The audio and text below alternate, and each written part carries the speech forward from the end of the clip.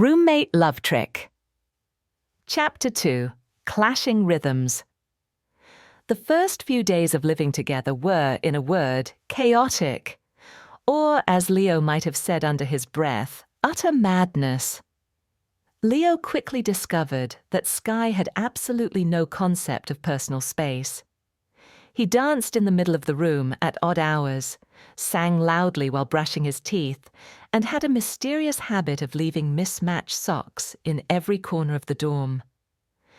There was even one incident involving a half-eaten chocolate bar that mysteriously reappeared beneath Leo's architecture portfolio. Leo, on the other hand, was a creature of habit and structure. His side of the room was like an art installation in symmetry. Books stacked by height, pencils aligned perfectly by hardness grade, and not a speck of dust in sight. He found comfort in predictability, in silence, in calm. Sky was a walking contradiction to all of that.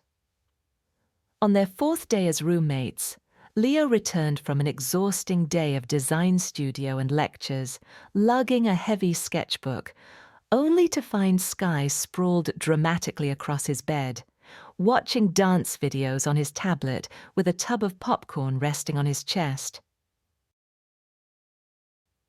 "You're on my bed," Leo said, trying not to snap.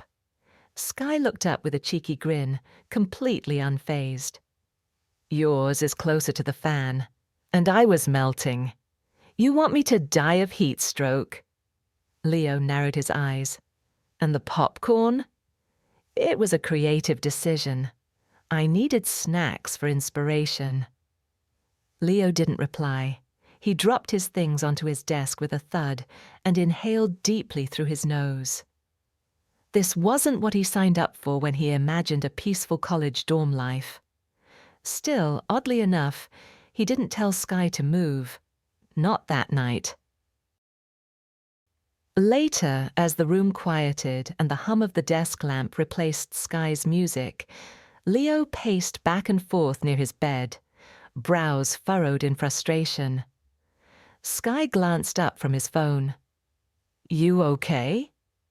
"You moved my scale ruler," Leo said tightly. Sky blinked innocently.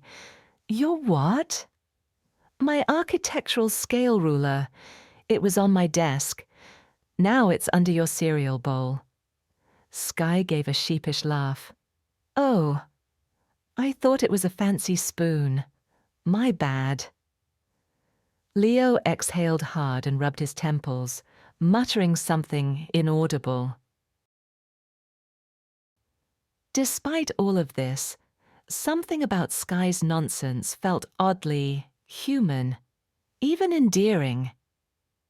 There was a spark to him, an unpredictable rhythm that Leo, for all his order, couldn't help but notice. Like the time Sky tried to cook ramen with almond milk because they ran out of water.